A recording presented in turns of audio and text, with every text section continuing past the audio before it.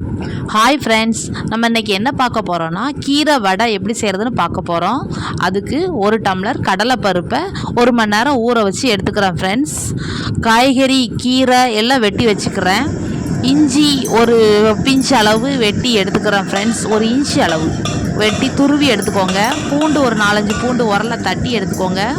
கீரை என்னென்ன கீரைலாம் சேர்த்துருக்கேன்னா அரைக்கீரை, கொத்தமல்லி கீரை, அதுக்கப்புறம் கருவேப்பிலை, இந்த 3 சேர்த்துருக்கேன் ஃப்ரெண்ட்ஸ். கண்டிப்பாக இந்த வெயில் நேரம் பிள்ளைங்களுக்கு கீரை கண்டிப்பாக கொடுங்க. ஆனால் பிள்ளைங்க விரும்பி சாப்பிட மாட்டேங்காங்க. 1 ஸ்பூன் ஜீரகம், 1 ஸ்பூன் சோம்பு, ஒரு 3 ஸ்பூன் வத்தப்பொடி சேர்த்துக்கிறேன் ஃப்ரெண்ட்ஸ். நான் இதில் மிளகாய் எதுவும் சேர்க்கலை, மிளகாய் கடிபடுன்னு சேர்க்கலை, கொஞ்சம் வத்தப்பொடி மட்டும் சேர்த்துக்கிறேன் ஃப்ரெண்ட்ஸ். சேர்த்து நல்லா மசிய பிணைஞ்சி விடுங்க ஃப்ரெண்ட்ஸ். கொஞ்சம் பருப்பை கொரகொரப்பாக அரைச்சிக்கிறதுனால நல்லா பிணைஞ்சிக்கோங்க. கொஞ்சம் பைண்டிங்க்காக கடலை மாவு சேர்த்துக்கிட்டேன். நல்லா பிணைஞ்சி நல்லா தட்டி உடஞ்சிராமல் பொன்னிறமாக பொடிச்சு எடுங்க ஃப்ரெண்ட்ஸ். பிள்ளைங்க கீரை சாப்பிட வைக்கிறதுக்கு எனக்கு வேறு வழி தெரியலை ஃப்ரெண்ட்ஸ்.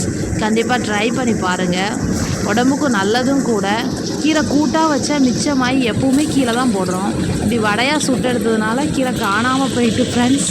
கண்டிப்பாக ட்ரை பண்ணி பாருங்கள்.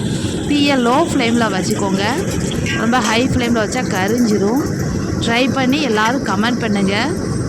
இதை நான் வடையாக சுட்டு எடுத்து குழம்பாக வச்சு கொடுத்தேன். வடை குழம்பு அப்படின்னு சொல்லி வச்சு கொடுத்தேன், கீரை வடை குழம்பு அப்படின்னு சொல்லிட்டு. அது இன்னும் கொஞ்சம் மசாலா வடை மாதிரி ரொம்ப டேஸ்டியாக இருந்தது ஃப்ரெண்ட்ஸ். ட்ரை பண்ணி பாருங்கள். இதில் நான் குழம்பு வீடியோவில் போடலை, வடையை மட்டும்தான் போட்டிருக்கேன்.